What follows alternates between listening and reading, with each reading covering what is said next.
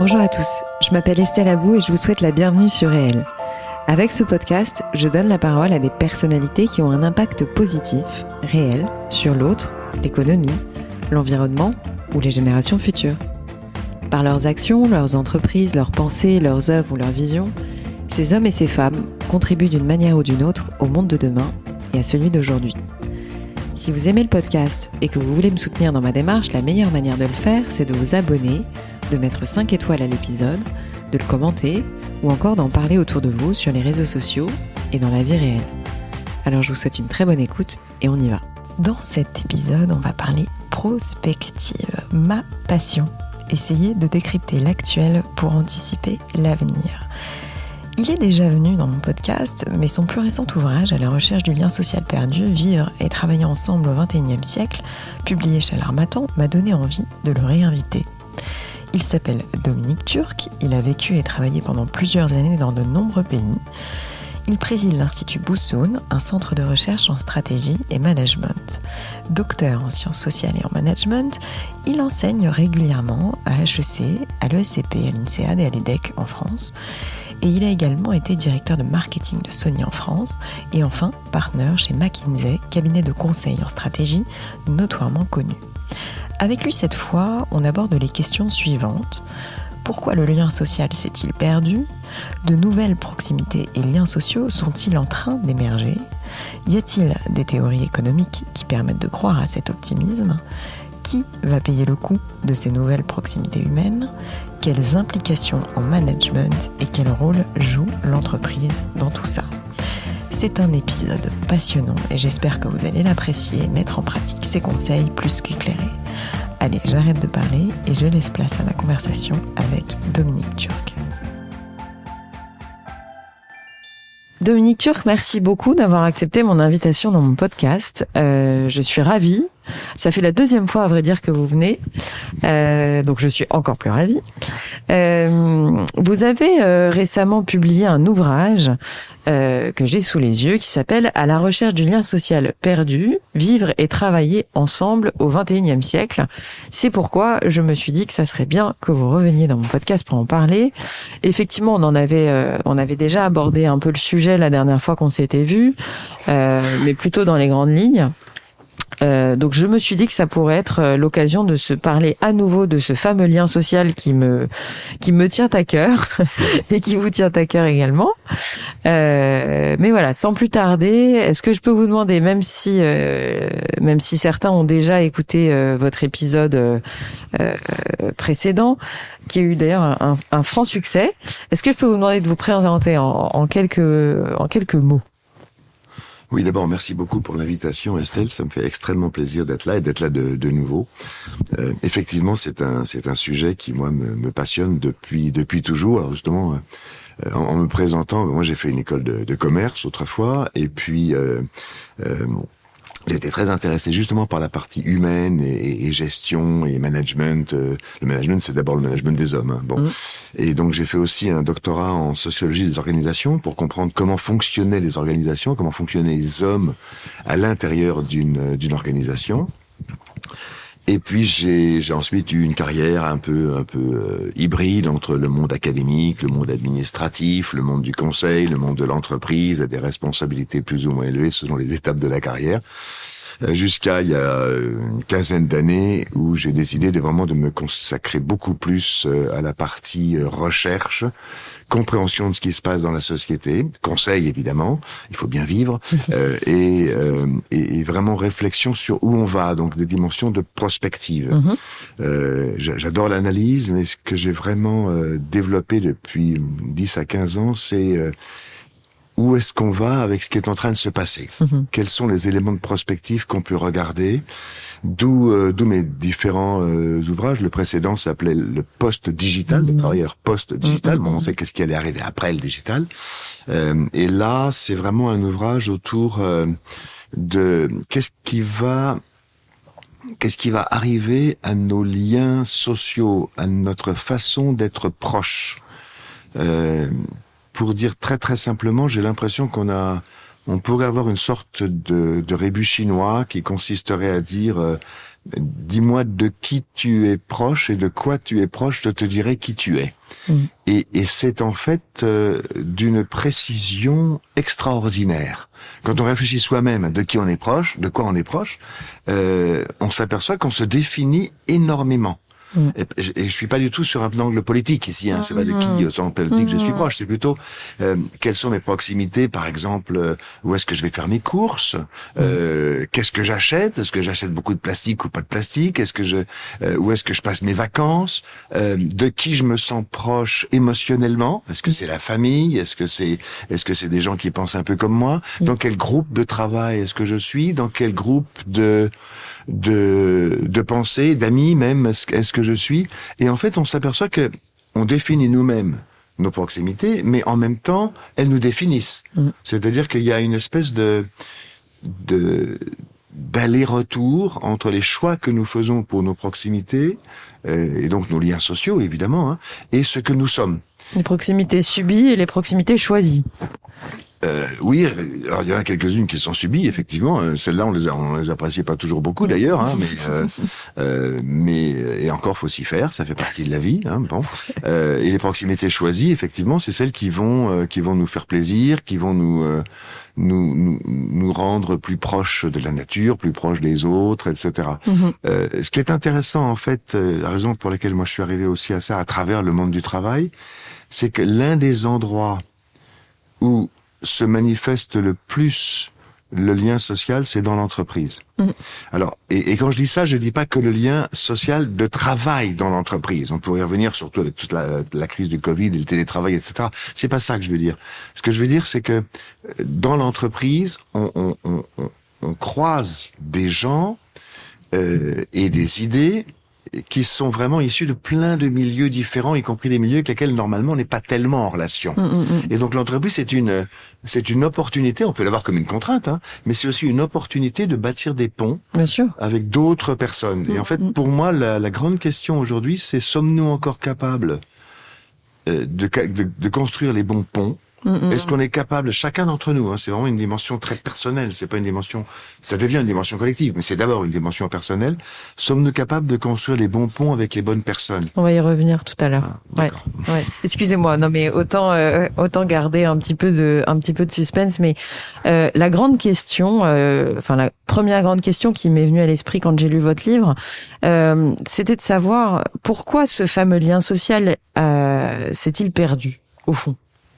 Alors, il y a plein de réponses à mon avis, mais si on pouvait résumer un petit peu les choses. Il y a beaucoup de réponses, donc on va pas les prendre toutes, mais il y en a deux, trois qui me semblent particulièrement importantes. Hein. Il y en a une qui est très très importante, c'est l'explosion du digital.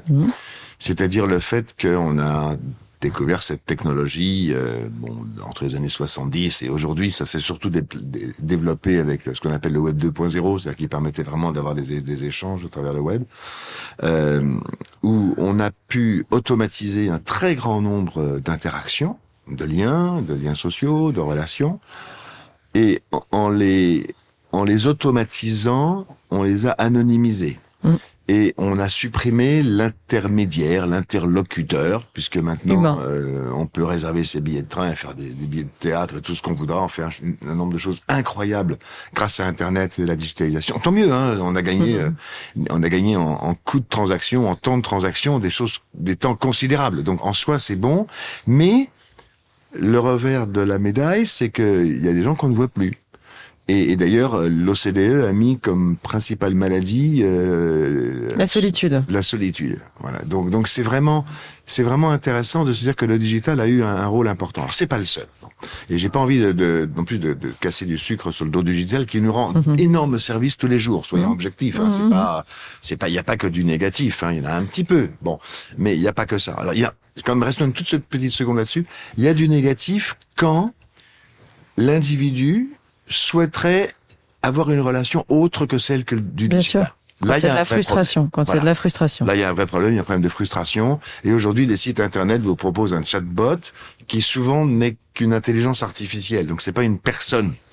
Et il y a même ambiguïté aujourd'hui, on ne sait pas très bien si on parle avec une personne ou avec une machine. Hein. D'ailleurs, on a même transformé quelquefois la personne en machine en lui demandant de répondre comme une machine. Donc on est... C'est ça. Bon, là, il y a un vrai problème. Si j'ai besoin d'un contact humain, j'ai envie d'avoir ce contact humain. Bien sûr. Et je voudrais qu'on puisse me l'offrir.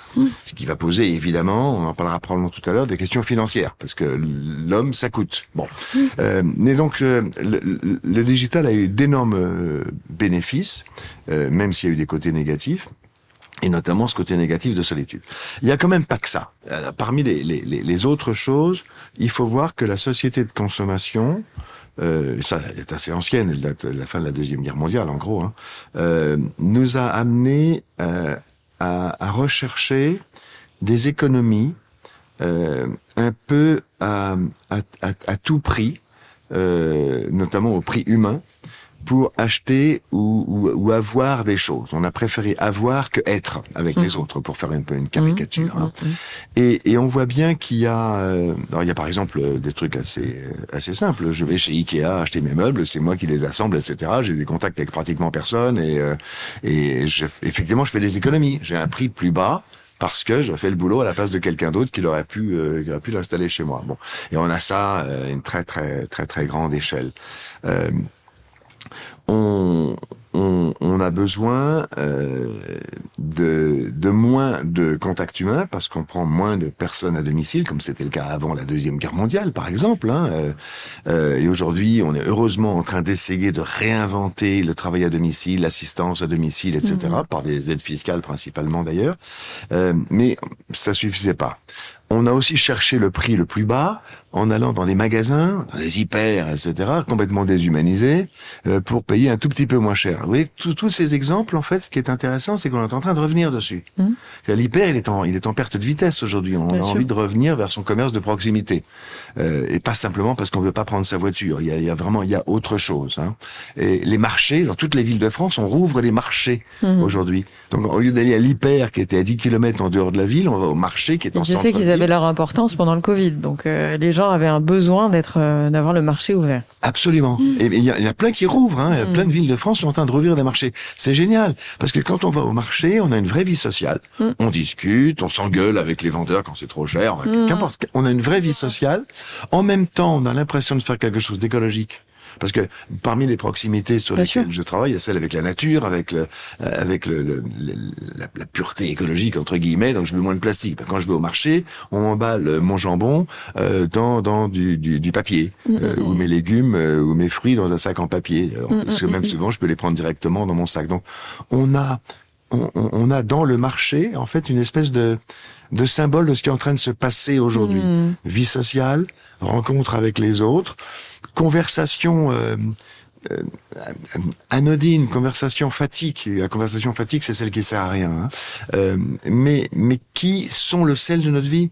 En fait, on peut... Mais qui sert à quelque chose, finalement. Qui sert... Imaginons... Qui nous rend un peu heureux au moment où on les a.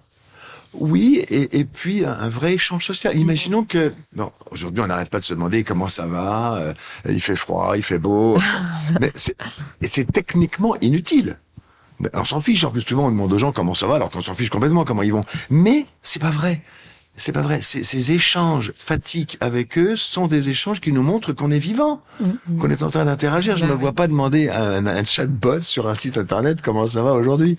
Ah si, moi je le fais souvent pour me foutre. Juste pour rigoler et pour essayer de voir ce qu'il va me répondre. Je vais tester. Mais c'est comme avec Siri. Merci Estelle, je vais tester. À chaque fois maintenant que je vais être avec un chatbot, je vais demander comment ça va aujourd'hui, voir comment il répond. Mais un jour avec le Siri, je lui demande quel est le sens de la vie et il me répond selon toute vraisemblance, il semble que c'est le chocolat. Très bonne réponse. Très très bonne réponse. Oui, donc le marché qui est comme une sorte de lunette en fait, enfin de symbole de de nos besoins et de nos manques en fait. Oui, de nos besoins, de nos manques sociaux, et même, c'est ça qui est intéressant avec le marché, c'est aussi un symbole de notre besoin de proximité avec la nature, avec les paysans du coin, avec les commerçants du coin, etc. Donc, on va plus loin que simplement le contact social, là. J'ai une question sous la même question sur la disparition du lien social. Est-ce qu'on n'est pas aussi... Alors, il y a le digital, il y a le monde dans lequel on vit, etc. Mais est-ce qu'il n'y a pas aussi eu un oubli de notre part, nous, humains, et une sorte de... je dirais pas un oubli, mais on n'a peut-être pas assez valorisé le lien social et on s'est peut-être un petit peu laissé aller aussi. C'est-à-dire que d'une certaine manière, à un moment, on n'a pas sacralisé le lien social suffisamment, peut-être. Probablement qu'on a laissé un petit peu tomber individuellement. Je dirais même que c'est certainement le cas. Par contre, c'est plus compliqué de connaître les vraies causes. Peut-être parce que on était pas mal surchargé de travail. Donc en fait, on se préoccupait de son travail et un petit peu de sa famille, puis on n'avait plus tellement le temps de faire du lien social. Ça peut être une des raisons. Peut-être aussi parce que en ville, quelquefois, on est content de ne pas avoir de liens sociaux. C'est-à-dire que il faut pas non plus rejeter le côté pervers pas pervers, mais le côté négatif de certains liens sociaux. Il y a des gens que j'ai pas envie de voir. Et j'ai le droit de pas avoir envie de les voir. Sûr. Et donc, pour les éviter, j'évite peut-être aussi en même temps d'autres liens sociaux. Donc, il y a peut-être ça aussi. Non, mais je m'interroge parce que c'est vrai que je prends juste là la période qu'on est en train de traverser. Je regarde même mon comportement à moi. Le fait d'avoir vécu en confinement pendant X temps. Alors là, je contextualise un peu trop peut-être, mais juste après quasiment 1 an et demi où on s'est coupé quasiment du monde tous. Ou en tout cas peut-être pas 1 an et demi, mais de manière drastique pendant quelques semaines. Je pense qu'à un moment, il faut se faire violence. C'est-à-dire que moi, je me suis vue souvent me dire « Allez, fais-toi violence, va à tel truc. Allez, vas-y, tu seras heureuse une fois que tu y seras allée. » Je l'ai toujours fait ça, parce que je suis quelqu'un de très solitaire, naturellement. Mais j'avoue que une fois que j'y suis, c'est vrai que je profite, je suis contente d'y être. Mais il y a ce truc humain, malgré tout, qui consiste à dire « Ah ben non, je suis peut-être... » Bon, peut-être que c'est des tempéraments. Il y a des gens qui aiment être entourés de plein de monde tout le temps, en permanence, et de voir du monde, etc. Mais ce truc de se dire « Allez, on y va », est-ce que ça va pas aussi avec notre air de je veux vivre pour moi, je veux plus qu'on m'embête, je veux plus de contraintes, je veux plus de... Voilà, c'est-à-dire, j'essaie de savoir s'il n'y a pas une forme de responsabilité dans le nouvel humain, cet être humain qui est arrivé au XXIe siècle et qui s'est dit je veux plus de contraintes. Et donc de fait, il s'est aussi un petit peu pris le revers de la médaille en se retrouvant un peu esseulé, quoi. Enfin, je sais pas, hein, je ne fais pas de mon cas une généralité, hein, certainement pas, mais j'essaie juste de savoir si l'humain a pas sa responsabilité aussi dans cette perte de lien. Voilà. Enfin, oui et non, quoi. En gros, la réponse est oui et non. Je crois qu'on est tous différents d'abord. Hein. Ouais. Donc, effectivement, on n'a pas tous les mêmes besoins de liens sociaux, les mêmes envies. Et puis, non seulement on est différents les uns des autres, mais on est aussi différents d'un moment à l'autre. Bien sûr. On a envie qu'on nous fiche Bien la sûr. paix. Et puis il y a des moments où on a très envie de sortir et de faire des trucs. Oui. Et je crois que le Covid a révélé un petit peu des choses ici. Notamment, en ce moment, il y a pas mal de gens qui ont vraiment envie de sortir. D'aller voir du monde, d'aller au cinéma, d'aller au théâtre. Il y en a qui ont peur, qui veulent pas y aller parce que le virus et tout ce qu'on voudra, mais il y en a plein qui disent non, ça me manque trop. Oui. J'ai envie de voir d'autres gens, j'ai envie de partager mes émotions dans une salle de théâtre, j'ai envie d'aller faire de la danse, n'importe quoi. Aller à des concerts. Aller à des concerts. Donc on a un peu les deux aujourd'hui avec un vrai retour. Moi, ce que je suis en train de constater un peu, c'est que du coup, ces événements sociaux qui étaient devenus habituel avant le Covid, hein, où on allait un petit peu comme ça parce que ça faisait partie de notre habitude, ont repris de la valeur. C'est-à-dire que maintenant, on s'aperçoit que c'est vraiment chouette d'aller au cinéma, au théâtre, d'aller dans un restaurant, même s'il y a beaucoup de monde. On apprécie beaucoup plus. Ouais, on l'apprécie plus. Et donc, le Covid a révélé un petit peu ça. Et c'est la même chose dans le monde du travail. C'est-à-dire que avant on avait la réunionnite aiguë, on n'en pouvait plus de ces réunions, on se trouvait tout le temps. Avec le Covid, on a fait de la zoomite aiguë, ça a été épouvantable aussi. Et maintenant, on a quand même envie d'avoir des réunions, mais il faut quand même que ces réunions soient bonnes. Ouais. Et constructives et ce qu'on avait avant. Optimisées, quoi. Optimisée, intelligente au sens où on écoute les autres et on sait qu'on va pouvoir être écouté. Donc je crois que il est en train de se passer quelque chose dans notre société avec la relation aux autres et avec, ne l'oublions pas, la relation avec la nature, parce que l'écologie nous a bouleversés aussi. tout le monde a commencé à prendre conscience qu'il fallait qu'on fasse plus attention à notre relation à la nature, aux voyages que l'on faisait, aux produits qu'on consommait, etc., à l'endroit où on les achetait, d'où le marché. C'est pas tout à l'heure je disais que le marché il est exactement à cheval entre les deux. Il y a des prises de conscience qui se sont faites. Est-ce qu'elles vont durer? À mon avis, oui. C'est pas un simple épiphénomène du Covid, mais il y a quelque chose qui est en train de se passer de profond. Et moi, je suis très optimiste en fait sur ce bouquin, même s'il apparaît pas toujours comme étant optimiste. La première partie est un peu tristounette parce qu'elle montre pourquoi ça s'est un petit peu désaxé. Et la seconde, elle dit ben non, il y a plein de choses qui vont que ça va se réaxer sur de nouveaux contacts. On l'a déjà beaucoup abordé, mais peut-être que vous avez d'autres choses à ajouter. Mais donc il y a des nouveaux liens sociaux et des nouvelles proximités qui sont en train de se construire.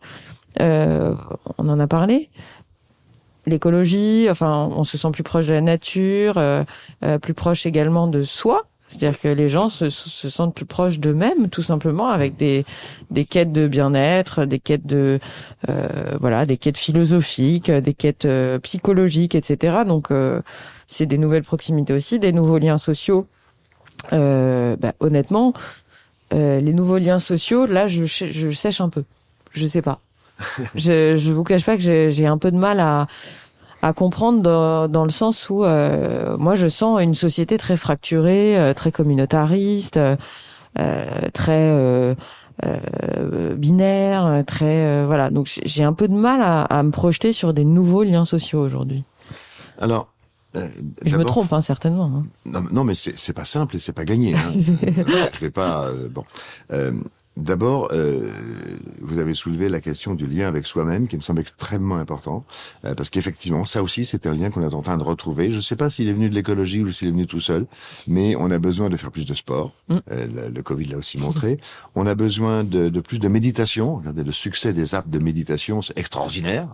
Le succès des cours de yoga, il y en a partout maintenant, yoga ou tout ce que vous voudrez d'autre, même des cours de gymnastique. Enfin, on voit qu'il y a un besoin de se sentir mieux dans son corps. Donc aussi son alimentation. D'ailleurs, il y a tout un écosystème qui est en train de se mettre en place pour plus de proximité dans ce sens. Alors, en face de ça, effectivement, il y a des éléments de fracturation dans notre société. Bon, Jérôme Fourquet a fait un bouquin qui s'appelait L'archipel français, qui montrait qu'en fait, on était sur des îles qui se séparaient un peu les uns des autres. Alors, ça peut être autour du communautarisme, ça peut être autour de certaines religions, ça peut être autour de certaines idées politiques un peu extrêmes, etc. Oui, il y a incontestablement ça. Je pense que les nouvelles proximités vont nous permettre, si nous y faisons un petit peu attention et si on fait tous un petit peu d'effort, de reconstruire aussi des ponts, des passerelles entre ces archipels. Par exemple, moi je vois bien, je regarde un peu qui va dans les cours de yoga, on a des gens qui viennent d'horizons extrêmement différents. Je regarde, moi je fais du théâtre, je vois dans mon cours de théâtre des gens qui sont d'horizons extrêmement différents du mien. Alors malheureusement, comme c'est dans Paris, ils sont tous de Paris, d'accord. Bon. Mais le lieu de travail est un endroit où aussi les dialogues se reforment aujourd'hui. Et le lieu de travail, là, on vient vraiment de milieux extrêmement différents. Bien sûr. Le marché, on parlait tout à l'heure, alors sauf c'est vraiment le marché du 16e, hein, quand il est un peu coincé, les gens vont tous être les mêmes, mais c'est pas partout pareil comme ça. Hein. Dès qu'on est dans une ville plus petite, on le voit bien. Les centres-villes sont en train de reconstruire aujourd'hui une certaine vie. On voit qu'il y a des cafés qui rouvrent, le café du commerce peut-être, mais c'est bien sympa le café du commerce. Hein. Les restaurants, on voit quand même un certain nombre de restaurants dans lesquels il y a une vraie mixité sociale. Donc je pense qu'on peut, si on veut, construire des passerelles entre nos diverses facettes de la société. Et non seulement je pense, mais je pense qu'il faut le faire. C'est-à-dire que non seulement je pense que ça arrive, qu'on le voit, moi je le vois autour de moi, même si c'est difficile, hein, parce que bon, par exemple, je donne un bon exemple de difficulté. Quand on a un ami complotiste, qu'est-ce qu'on fait? Alors, c'est extrêmement compliqué parce que on sait tous qu'il est très très très difficile de parler avec un complotiste, quel que soit le complot. J'entre pas dans la théorie du complot dans laquelle il se trouve. Hein. On sait bien que les arguments rationnels, ça marche pas. Et donc, qu'est-ce qu'on fait? La tendance naturelle, c'est de dire bon, celui-là, je vais plus le voir, il me casse les pieds parce qu'à chaque fois. Bon. Et là, en fait, c'est contre cette tendance qu'il faut se battre. Parce que il faut dire, par exemple, à son ami, je suis pas d'accord avec toi là-dessus, mais n'en parlons pas, mais je reste ton ami. Donc, je garde un lien avec toi. Ce qui est très, très important, parce qu'on s'aperçoit que quand les gens réalisent qu'ils ont été pris dans une sphère complotiste, dans ce qu'on appelle une chambre d'écho, pour en sortir, il faut qu'ils aient des bras tendus. Des ponts. Il faut qu'ils aient des contacts. Sinon, ils sont tellement isolés à l'intérieur de leur bulle, c'est pour ça qu'on appelle ça une bulle d'ailleurs. Hein, comme une secte en fait. C'est quasiment de la secte. Et donc, pour qu'ils en sortent, faut qu'ils sachent qu'il y a des gens qui leur ont dit, je suis pas d'accord avec toi, mais je t'aime. Je suis quand même proche de toi. Donc ça, c'est extrêmement important. Après, la deuxième chose qu'on peut faire avec ces gens-là, c'est de rechercher les points sur lesquels on peut être d'accord. Parce que en dehors de la théorie des complots, il y a plein de choses sur lesquelles on peut être d'accord. On n'est pas forcé d'être en désaccord sur tout, et ils sont rarement complotistes sur tout. Donc, en cherchant des points d'accord, on trouve des façons de rétablir un lien. Je prends cet exemple parce qu'il est extrêmement concret. Il peut être appliqué à l'échelle de la société. À l'échelle de la société, il est très difficile, hein, parce que c'est pas simple de créer un lien social. C'est pas simple de le football. Quelqu'un qui vous raconte des falaises. On le voit bien avec les antivax, avec tous les. Il y a des dizaines de théories du complot. Et moi, j'ai pas mal de gens autour de moi qui sont dans l'une ou dans l'autre. J'essaie de garder le contact avec eux. Et je sais que d'autres de mes amis disent non, moi je veux plus les voir. Bon. Et c'est une vraie difficulté que individuellement. Ça peut être des sujets. Ça peut être des sujets. Je vois, j'ai un exemple. Par exemple, je me souviens d'un voyage. On rentre dans un taxi. J'étais accompagnée. C'est un voyage très lointain. Je crois que c'était en Inde. Je sais plus. Premier contact avec le taxi. Le foot. C'est-à-dire qu'en fait, il y a des sujets qui sont fédérateurs. Il y a des sujets de discussion, quel que soit le milieu social, le lieu, la langue, etc. Si on dit Mbappé, ça ouvre un petit peu la conversation, hein, mais effectivement, la solution, c'est peut-être essayer aussi que chacun ait envie de retisser des liens. Je pense qu'il y a aussi ce sujet-là. Mais je me suis permise de dire que je trouvais la société française un peu fracturée, au sens où je me pose la question sur ces désirs de lien social sur une partie de la population. Mais bon, ça, de toute façon, ça fait partie de l'histoire française et ça continuera d'être. On a toujours fait partie. Il y aura toujours des gens qui n'auront pas envie de faire société, ouais, comme on dit. Mais c'est pas une raison pour se décourager de se dire qu'il y a toujours eu ça. Je ne sais pas personnellement si vraiment il y a une distance plus grande qui est en train de s'établir aujourd'hui. Je n'ai pas de preuve de ça. Au contraire, moi je vois pas mal de rapprochements se faire dans des détails de la vie quotidienne, dont le marché que je mentionnais tout à l'heure. Et j'ai confiance dans le fait qu'on soit capable de découvrir chez les autres, des points communs, des richesses. Et c'est pour ça que je crois d'abord au monde du travail. Moi, je viens d'abord du monde du travail. Alors justement, est-ce qu'il y a des théories économiques qui vont dans le sens de cet optimisme ? C'est-à-dire, est-ce que le fait de voir réapparaître des proximités, des liens sociaux nouveaux, est-ce que ce phénomène est accompagné par des théories purement économiques ?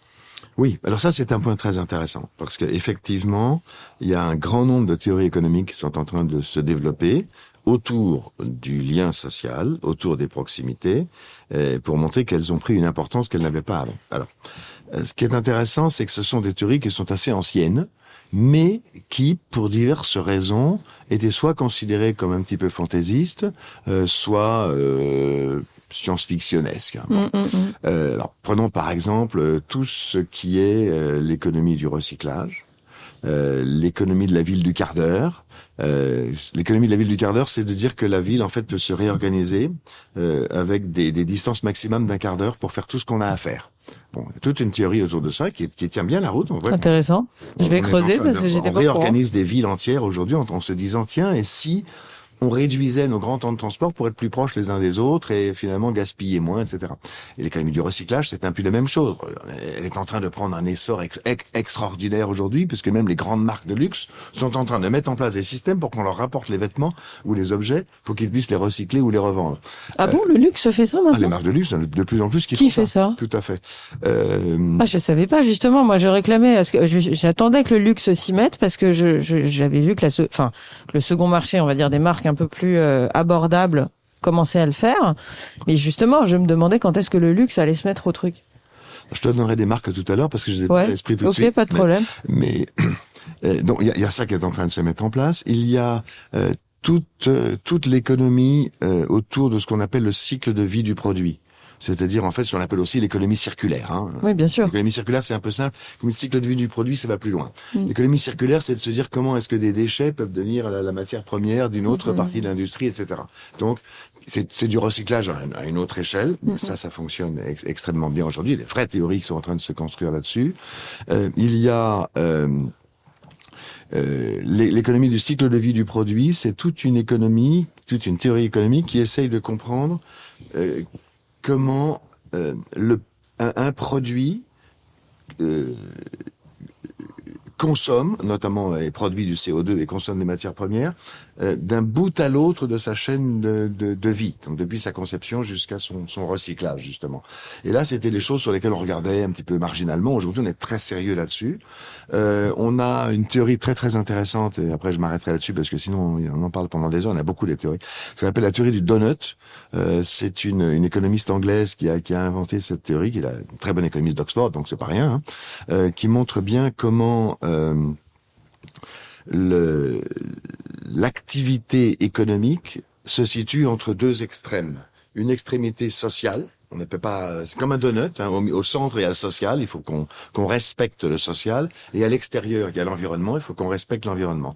Et donc toute cette théorie consiste à dire, c'est principalement une théorie des villes, mais pas seulement, comment peut-on régler notre gestion du lien social et de la proximité pour qu'on soit dans ce bon équilibre qui respecte le social et qui respecte l'environnement.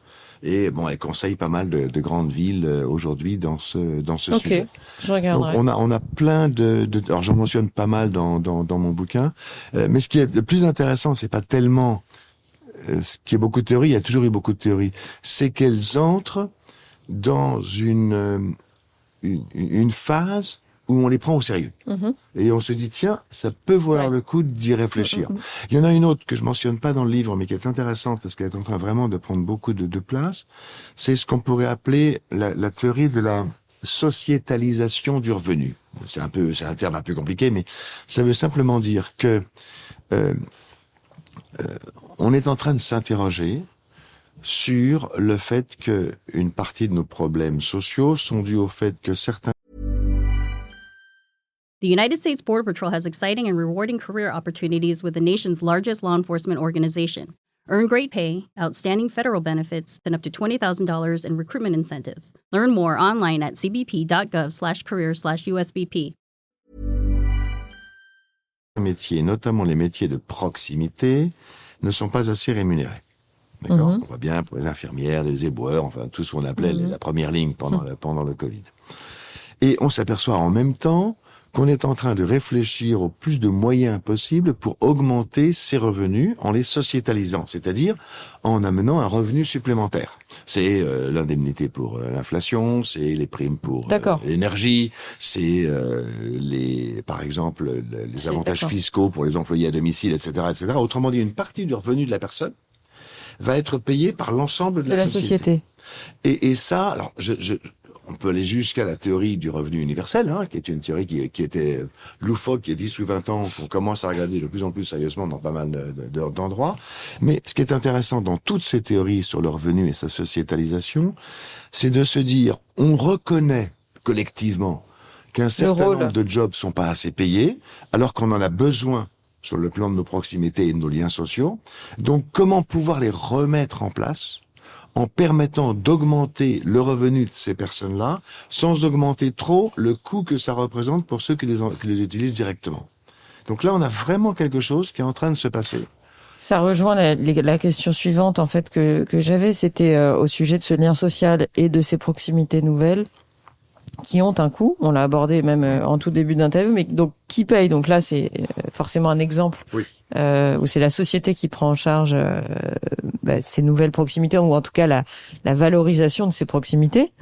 Mais sur quelle autre entité ça peut se répercuter comme on est qu'au début encore, je Ouais. pense, cette sociétalisation, même si les exemples sont assez nombreux et pas négligeables en termes de montant, parce que par exemple, un employé à domicile, il coûte beaucoup moins cher que à celui salarié. qui l'emploie, que ce qu'a l'employé en termes de revenus. Quand on parle revenus plus charges sociales inclus. Donc on a déjà fait pas mal de choses et on va en faire d'autres.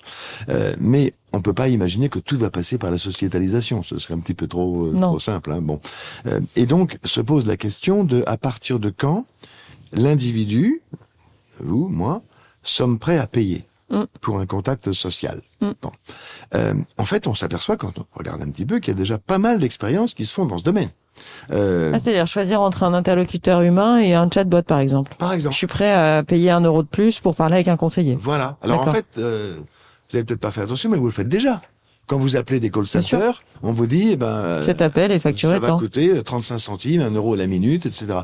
Qu'est-ce qu'on fait? On est en train de dire, vous êtes en train de payer le contact humain que vous allez avoir. Bien sûr. Et d'ailleurs, le même message vous dit, mais si vous voulez, vous pouvez passer par notre site internet. Hein? Donc, qui lui sera Entre guillemets, il gratuit. est gratuit. Hein? Bon, donc là, c'est un début. J'ai vu en Italie des pompes, des stations-service où il y a deux fils. La station-service où on se sert soi-même avec l'essence à un certain prix, Et le pompiste. et la Non. pompiste, et celle où il y a un pompiste, où l'essence est un peu plus chère. C'est affiché en grand, on voit les prix. Hein? Avec service, sans service. D'accord. On voit la BNP est en train de faire une expérience intéressante. Elle, pour l'instant, c'est plus qu'une expérience, mais on ne sait pas si ça va durer. Elle est en train de dire, je peux plus donner un conseiller personnel à chacun de mes clients. Donc, ils vont avoir le choix entre avoir un conseiller soit virtuel, soit quelqu'un dans un centre d'appel, ou bien, mais ils paieront un peu plus cher, un vrai conseiller qui leur sera dédié. Et c'est pas la banque privée, c'est la banque normale qui est en train de faire ça. Je pense que ça va se généraliser. Il y a un certain nombre de gens qui sont prêts, dans certaines circonstances, c'est ce qu'on disait tout au début, c'est pas tout le temps, qui sont prêts à payer. Alors, le cas, par exemple, de la SNCF, vous pouvez prendre votre billet sur Internet sans aucun problème. Mais si vous avez envie vraiment de parler avec quelqu'un parce que vous avez un truc un peu compliqué, des trucs de réduction différents, vous allez payer ce que va vous demander le centre d'appel. Et puis pourquoi pas? Hein? Donc il y a quelque chose. Ce que je veux dire ici, c'est que c'est pas simplement des riches. Non, c'est à les l'échelle gens- de la société. Voilà, c'est un phénomène social quand on aura envie d'avoir un petit peu Bien sûr. de contact social. Alors, j'ai même envie d'aller un petit peu plus loin. Quand on va chez son charcutier ou son boucher ou son boulanger, on paye sa viande, son pain peut-être un petit peu plus cher qu'en allant au supermarché. Bien sûr. Mais on accepte de le payer un Bien peu sûr. plus cher. Bien sûr. Donc ça veut dire qu'on est prêt. Quand on va au marché, les prix du marché ils sont pas toujours inférieurs à ceux du supermarché. Mais c'est pas la même chose. Bon. Bien sûr. Tout ça, en fait, toutes ces problématiques, avec votre expérience, quelles implications ça a pour le management? Est-ce que, alors, 2 questions dans la même question toujours, faut-il dédigitaliser et est-ce que la proximité va devenir finalement une sorte d'avantage compétitif en fait pour ceux qui vont être capables de la mettre en place? Alors, en termes de management, il y a plein d'applications. Et la première, c'est que le manager de proximité, il a repris sa valeur aujourd'hui, notamment à travers le Covid. Il y a le management qu'on appelait intermédiaire. On était en train de se poser la question depuis pas mal d'années, finalement, à quoi il sert. Bon, là, ça y est, on sait à quoi il sert. C'est grâce à lui qu'il y a la cohésion des équipes et il va continuer dans ce sens-là. Donc là, il y a vraiment un élément de management concret qui va se mettre en place. Après, les 2 questions que vous posez sont plutôt des questions presque conceptuelles au niveau du management. Est-ce qu'il faut dédigitaliser? Oui, à mon avis, quand on a trop digitalisé, il faut dédigitaliser. Alors ça veut pas dire qu'il faut supprimer le digital, loin de là. Mais ça veut dire par exemple que le chatbot, moi j'ai envie qu'on me dise si c'est un chatbot ou si c'est pas un chatbot quand je suis sur un site internet. Qu'on me dise si vous avez envie de parler avec quelqu'un, ce sera un vrai quelqu'un et vous pourrez parler avec. Bon. Ce qui se passe d'ailleurs, il y a des, je pense la Maïf par exemple, vous cochez, vous cliquez quelque part et il vous rappelle. Donc c'est une vraie personne qui vous parle. Voilà. Bon, donc là il y a un vrai travail de remise en perspective de l'ultra digitalisation. Alors c'est vrai qu'on a gagné beaucoup d'argent avec ça, on a fait des grosses économies parce qu'on a augmenté la productivité, un concept Dieu des années 90, mais on a perdu en contact humain. Donc l'idée, c'est est-ce qu'on peut revenir un petit peu au contact humain pour augmenter la satisfaction du client? Soit la satisfaction, soit tout simplement le fait qu'il ait le produit dont il a besoin. Bon, donc là, c'est quelque chose qui va, c'est ça que j'appelle la dédigitalisation. Ça ne veut pas dire qu'il faut surtout pas revenir en arrière. Après, l'avantage compétitif, il découle de ce que je viens de dire.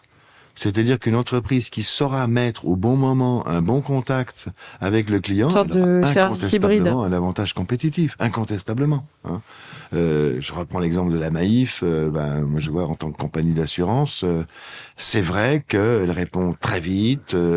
On a un contact humain quand on veut. Si on n'en veut pas, on n'en a pas besoin. Donc, ils ont réussi à trouver un bon équilibre. Et je pense que tout le monde va aller dans cette direction-là demain.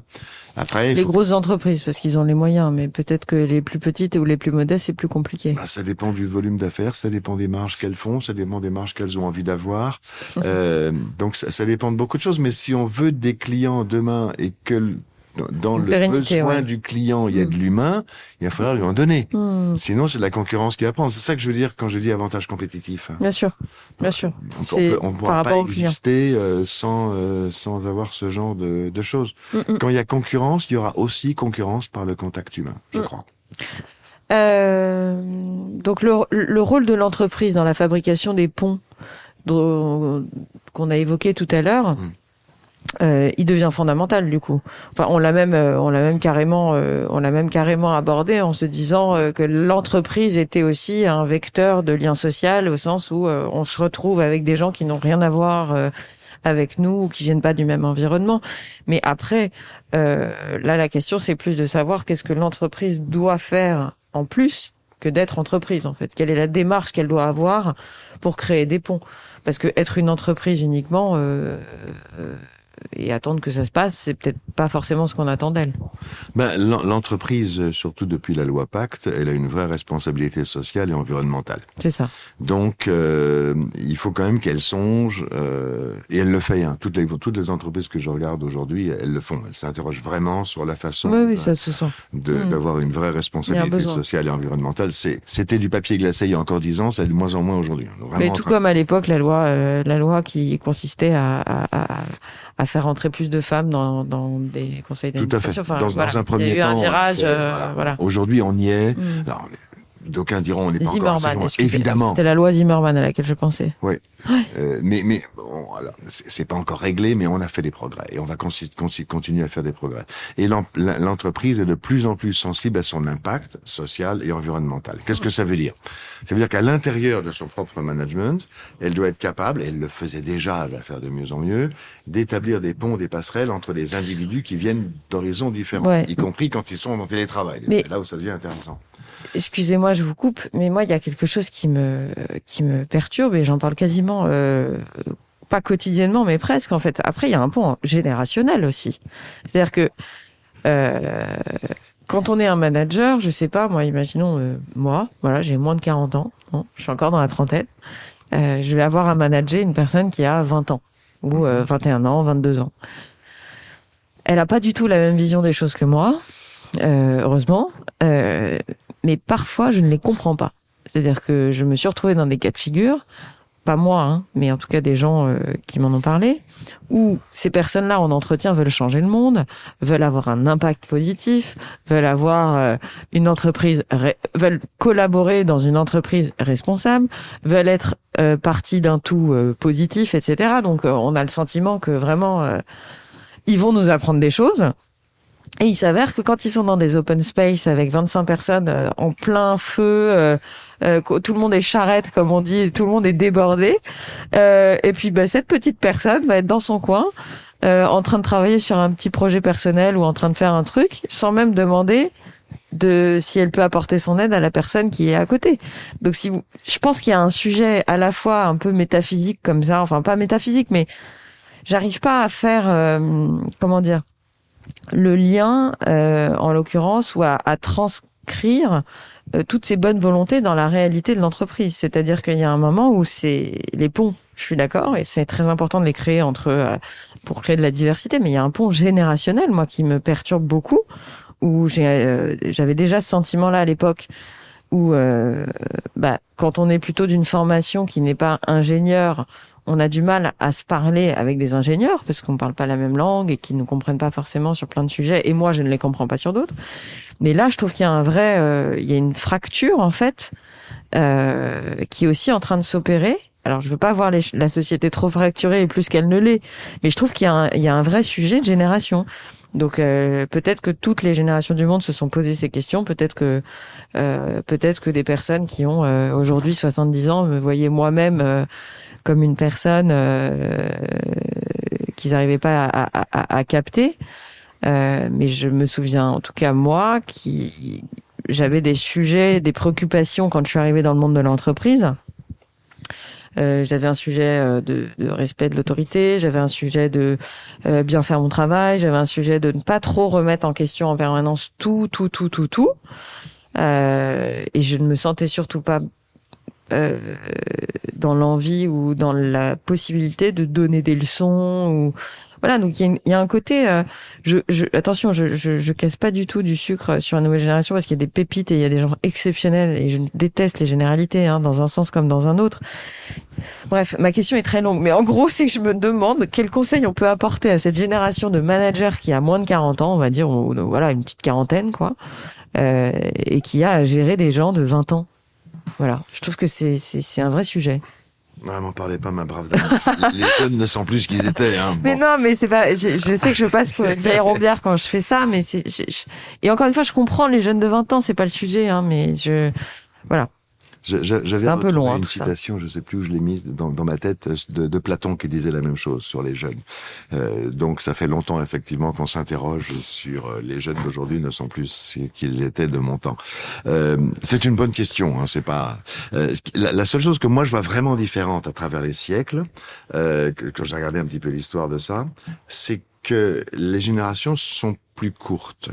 C'est-à-dire qu'avant, on ne comprenait pas les gens qui avaient 20 ans de moins que nous. Oui. Et maintenant, il y a des fois où on comprend pas les gens qui ont 5 ans de moins Exactement. que nous. Donc Exactement. là, il s'est passé quelque chose. Ça. Principalement à cause des technologies d'ailleurs, parce que les technologies, on utilise peut-être WhatsApp, mais il y a 10 ans, on n'utilisait pas trop WhatsApp, voilà, par exemple. Il y a que ça, mais ça change énormément. Les fonctionnalités de l'iPhone changent toutes les 5 ans, donc on a des choses qui sont plus riches. Même les capacités des choses qu'on peut faire par Internet, notamment par ce digital, ont beaucoup changé. Donc, on a des vraies évolutions des technologies. Et puis, on a une évolution sociétale aussi. On a des attentes qui sont différentes. On a des générations jeunes, effectivement, par exemple, qui ont des grosses attentes sur refaire le monde de demain. C'est ce que vous disiez, sur l'écologie, etc. On a la génération Greta, qui est en train d'arriver aussi. Donc, oui. Alors, après, moi, ce que j'ai envie d'entendre là-dedans, c'est chouette, il y a plein de ponts et de passerelles à faire. Donc, plutôt que de s'inquiéter non, je de m'inquiète ça, pas, mais je me essayons d'en tirer un bénéfice. Qu'est-ce qu'on peut apprendre de ce que ces jeunes-là, parce que là, on parle des jeunes, ont envie d'amener à la société? Est-ce qu'on peut en tirer quelque chose sur notre propre comportement? Est-ce que dans une entreprise, parce que là en fait on est au niveau du fonctionnement de l'entreprise aussi, je suis d'accord. Qu'est-ce que je peux écouter se remettre en question. Au niveau de mes process, au niveau de mes produits, au niveau de mes enjeux, au niveau de ma raison d'être? La loi Pacte, elle demande aux entreprises d'avoir une raison d'être. C'est extrêmement important parce que c'était un des vrais problèmes, pas seulement des jeunes d'ailleurs. On a toujours eu une entreprise à mission. Voilà, l'entreprise à mission. C'est quoi le sens de mon travail? C'est les gens se posent ça depuis des générations complètes. Bon, il y a un moment où on effaçait ça parce qu'on disait de toute façon, faut bien travailler, il faut que je fasse mon boulot, etc. Mais non, aujourd'hui c'est fini. Ça, tout le monde veut une raison d'être. Et ça, c'est plutôt une bonne chose, qu'on ait envie d'avoir un sens dans notre travail. Bon, après, la question, elle est vraiment... Je sais pas. Il y a quand même... je pense que c'est quand même... je sais pas. Tu t'interroges pas sur le sens de ton travail? Si, moi, oui. Mais parce que je suis privilégiée. Mais je pense que il y a quand même une majorité de gens qui sont obligés de travailler et de faire le travail qu'ils ont devant eux. C'est-à-dire que... voilà, je m'estime privilégiée. Parce que je crois qu'il y a quand même une catégorie de gens... qui sont obligés de faire le travail. Voilà. Tout à l'heure on parlait des éboueurs. Ouais. Eux, ils ont un vrai sens pour le coup, mais je pense pas qu'ils le vivent comme ça. Ils le vivent pas forcément toujours comme ça, mais il y en a qui le vivent comme ça. Moi, j'ai une nièce infirmière qui me parle de son métier avec des larmes dans les yeux. Non, mais je suis entièrement d'accord. Mais ce que je dis, c'est qu'il y a aussi beaucoup de gens. Je sais pas. Je prends des gens qui n'ont pas du tout d'instruction, qui sont comment dire, je suis pas certaine que tout le monde ait ce besoin-là. Voilà. Peut-être que je me trompe, hein. Peut-être que je me trompe. Pour moi, c'est un besoin fondamental et je vois peu de gens qui, même dans les livreurs Amazon, quand ça m'arrive d'avoir un peu de temps pour parler avec eux, qui ne cherchent pas. Oui. Alors, c'est pas forcément conscient, ils vont pas l'exprimer dans un bouquin de philo, hein. Mais le fait, la plupart surtout dans les métiers de proximité, ils ont un vrai sens. Ils ont un vrai sens. D'ailleurs, dans son bouquin qu'il avait appelé sur les bullshit jobs il y a quelques années, j'oublie son nom, mais il parlait pas de ces métiers-là. Il parlait des métiers devant un ordinateur où on s'ennuyait à remplir des données. Hein, donc des métiers de gestionnaire du savoir quelque part, pas des gestionnaires de propriété, de proximité, pardon. Et, moi, je pense fondamentalement que dans l'homme, il y a un besoin de se réaliser. Oui, puis de toute façon, ceux qui n'auront plus de sens dans leur travail seront remplacés par des robots, en gros, c'est ça? Alors il y a une partie qui peut être remplacée par des robots. Effectivement, c'est pas, je sais pas si c'est vraiment la chose à souhaiter parce que bon. Et non, il y a et je pense que la question va plus loin en fait. Je l'aime bien cette question parce que est-ce que si quelqu'un fait juste un boulot parce qu'il a besoin de faire ce boulot et qu'il a besoin de gagner un petit peu d'argent pour terminer son mois, est-ce que c'est une raison pour ne pas essayer de lui donner du sens dans son travail et qu'il s'y sente mieux? D'abord parce qu'il le fera mieux, évidemment.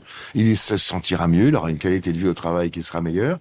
Et nous, en lui donnant peut-être un peu de sens, on lui aura aussi donné de la joie de vivre quelque part. On lui aura donné quelque chose. Ça me fait penser, aux livreurs, parce que j'avoue que j'ai un sujet sur Deliveroo. Oui. Je trouve que cette entreprise est un cas d'école incroyable. Entre une personne qui se paye un repas avec quelqu'un qui vient lui livrer devant sa porte, et qui est cette personne, en fait, moi, j'avoue, hein, j'ai utilisé Deliveroo et je l'utilise encore. Mais quand j'ai vu apparaître le donner un pourboire au livreur, ça n'existait pas au début de Deliveroo. Il y avait pas. Il y a eu cette fonctionnalité qui est apparue au bout d'un certain temps. Ensuite, je vois ces gens qui manquent de se faire écraser 50 fois ou de se faire renverser en mobilette, en scooter ou en vélo, au truc. Parce que voilà, ils ont un objectif. Il faut absolument que le repas arrive à telle heure, à tel endroit, etc. Donc, quand on voit cette pressurisation d'une certaine catégorie de la population pour avoir un gars qui finalement a son sandwich bien frais qui arrive devant sa porte, bon, voilà, je me demande si lui, ce livreur Deliveroo, il arrive à trouver un sens. C'est compliqué, voilà. Je dis pas que je veux pas faire. Non, mais on coupera si tu veux couper, hein. Mais c'est vrai que moi tout ça me pose des questions. Bien sûr. Non, mais ça pose des vraies questions. On a vu des papiers passer. Des vraies questions de société, c'est-à-dire là on recherche quand même quelqu'un qui va nous apporter quelque chose, une question de proximité, effectivement. Il y a un lien social, il vient. Il y a est-ce que je suis prêt à payer ce lien social? Là, il y a le pourboire, peut-être, mais il y a beaucoup plus profondément comment est-ce qu'il est payé et comment est-ce que moi je paye en achetant mon sandwich le transport que lui va faire pour moi. Donc là, il y a une vraie question de rémunération, c'est celle dont on parlait tout à l'heure. C'est une énorme question sociale. Qui est prêt à payer pour ça? Qui ne voudra pas payer pour cette livraison de sandwich ou qui ne pourra pas payer? Donc, on a des vraies questions sociétales qui se posent. Mais ça ne faudrait pas que ça nous distrait de la question du sens dans son travail. On peut lui faire perdre son sens, hein, effectivement, si on le pressurise tellement, et c'est pour ça qu'aujourd'hui il y a tout un tas de législations qui essaient de contrôler le travail par les plateformes, toutes les plateformes, y compris l'Europe s'y met là. Donc il faut pas que la pressurisation dévalorise la qualité de son travail et augmente son insécurité. Ça, c'est clair. Donc, on a besoin de le revaloriser. Ça, c'est très, très clair. Il faut vraiment qu'on aille dans cette direction-là. Ce ne sont pas des esclaves qu'on est en train d'exploiter. Bon. Mais ce sont des êtres humains qui ont aussi besoin, comme les autres, de gagner leur vie, d'avoir un certain sens dans leur vie et qu'on les respecte. Et bien là, ces questions-là, c'est des vraies questions sociétales. Comment est-ce qu'on peut mieux les respecter? Comment est-ce qu'on peut mieux les payer? Si on les paye pas assez et que du coup c'est pas rentable de faire l'opération, il y a aucune raison que cette société continue à les utiliser. Donc il y a des vraies questions qui vont se poser. Donc je suis pas un idéaliste sur ce plan-là, mais je crois qu'on a beaucoup à faire pour permettre effectivement à des individus, tous les individus, d'avoir une certaine fierté dans leur travail. va bientôt arriver à la fin de cette interview, Dominique. Est-ce qu'il y a une grande question à laquelle... une grande question sans réponse aujourd'hui que vous vous posez? On en a déjà parlé la dernière fois et pour moi, elle est centrale à tout ce qu'on vient de discuter, et surtout mes derniers points de discussion ici, c'est comment trouver notre rôle et notre responsabilité individuelle dans ce qui paraît être un enjeu collectif. Oui, le lien social, c'est d'abord un concept. Oui, les proximités, c'est d'abord un concept. Mais comment est-ce qu'on traduit ce concept dans notre vie quotidienne, dans nos actions quotidiennes, que ce soit la proximité sociale, la proximité avec la nature, etc. Et je crois qu'on a en fait beaucoup plus de liberté de décision et d'action que l'on ne pense, et surtout que l'on ne prend. C'est-à-dire, tu disais tout à l'heure, donner un pourboire chez Deliveroo, je le fais de façon systématique. Ça y est, t'as fait un acte là qui montre que tu es en train d'entrer dans une certaine logique. Bon, aller au marché plutôt qu'aller au supermarché pour acheter des produits avec moins d'emballage plastique, c'est une vraie démarche individuelle, d'accord. Et moi, la vraie question que je me pose aujourd'hui, c'est jusqu'où chacun d'entre nous, quel que soit son niveau social, est-il prêt à aller pour permettre ce changement social et environnemental? Parce qu'en fait, les deux sont extrêmement liés ici. Et je regrette, en fait, de voir que beaucoup d'entre nous ont le message à la bouche, mais ne mettent pas leurs actes là où est leur message. Hein. Je crois que les Américains disent « put your money where your mouth is », quelque chose comme ça. Et là, je m'interroge sur comment faire pour faire passer le message, qu'on a vraiment une responsabilité individuelle. Et là, j'ai un espoir qui est ce que je vois chez les très jeunes, donc les gens de moins de 20 ans, qui nous disent, mais attention, il faut mieux trier les produits que ça, il faut moins laisser ouvert le robinet, il faut quand même, on va prendre le train plutôt que la voiture ou l'avion pour aller à tel endroit. Il y a un mouvement qui est en train de se passer dans cette jeunesse-là, c'est même presque les moins de 15 ans, c'est la génération Greta, vraiment. Et je trouve ça extraordinaire, parce qu'ils sont en train de nous entraîner vers quelque chose qui est pourtant évident, c'est que nous sommes responsables de leur monde. On est responsable du monde dans lequel ils vont vivre demain, et ils nous le disent. Donc, prenons cette responsabilité, essayons de la faire partager par le plus grand nombre, pas simplement les privilégiés que nous sommes. A raison Estelle, aujourd'hui on est des privilégiés dont on est en train de discuter ici. Mais faisons-la partager plus loin. Les jeunes sont prêts, beaucoup de jeunes sont prêts à nous aider, soyons prêts à les aider et à faire changer le monde. Je pense que les gens commencent à faire le lien, je veux dire, même les peuples privilégiés commencent à faire le lien avec des gens qui travaillent dans des entreprises qui sont pas forcément très correctes sur leur process, etc. Donc je pense qu'il va, au bout d'un moment, la boucle se boucle. Mais voilà. Deux autres questions, ou plutôt trois. Un coup de cœur, un coup de gueule et votre vision de la France. Mais on va faire très vite sur la vision de la France. C'est pas une question politique, encore une fois, mais c'est plus un ressenti général. Voilà, c'est certainement pas politique. Attention, hein, c'est plus une question sur la France, tout simplement, parce que j'aime mon pays. Voilà. Alors, un coup de cœur, un coup de gueule et une vision de la France. Ouais. Une vision pour la France. En sachant que le coup de cœur et le coup de gueule, d'abord, c'est pas obligé d'en avoir. Ça peut être culturel, ça peut être une série, un livre, une pièce de théâtre, un film, peu importe. Voilà. Et le coup de gueule, il y a des gens qui n'en ont pas. Moi, j'en ai tout le temps, mais c'est pas forcé. Un coup de cœur, je vais prendre un film en fait qui s'appelle Drive My Car. C'est un film japonais qui est sorti il y a quelques mois, qui je crois été en partie primé à Cannes, qui fait le lien justement entre des personnes de statut social complètement différents, entre des cultures complètement différentes, et entre le théâtre et la vie. C'est un film très délicat. Très très très beau film, c'est un des plus beaux films que j'ai vu depuis pas mal d'années, vraiment à voir. Okay. C'est vraiment un film de lien. D'accord. En plus, il y a un lien entre générations à l'intérieur, donc tout ce qu'on a discuté aujourd'hui se reflète dans ce film. j'ai envie de prendre une série comme Coup de gueule, alors qu'en même temps, c'est un coup de gueule un peu particulier. Bon, c'est la série coréenne. Comment ça Ah oui. Oh, dont tout le monde Game. parle, Squid Game. Squid Game, qui est une série épouvantable au niveau de la violence qui peut s'y passer, mais qui est justement par la violence qui s'y passe, elle nous ramène à des vraies interrogations sur quel genre d'animal sociaux sommes-nous. À partir de quand sommes-nous, chacun d'entre nous, risquons-nous, chacun d'entre nous, de devenir odieux? Mais ça, je pense que c'est par votre prisme. Parce que, honnêtement, je crois que ceux qui la regardent en majorité ne se posent même pas ces questions. Ah, je crois que si. Ah bon? Je crois que si, oui. Et ça vaut vraiment le coup de la regarder, au moins 3 ou 4 épisodes. Franchement, moi, J'ai le regardé, premier alors, épisode, je sais pas, moi, j'enverrai. D'abord, je déteste les séries en règle générale. Bon. Moi aussi, j'aime pas ça, et là, je réchine vraiment à la J'ai voir. regardé le premier, je me suis dit, j'ai pas du tout envie, ouais. Et puis après, je me suis dit, mais non, attends, il y a vraiment une question ici qui est en train de se poser sur l'individu, sa responsabilité, son poids par rapport aux autres, la façon dont il regarde les autres, la perversion possible d'un individu par un système.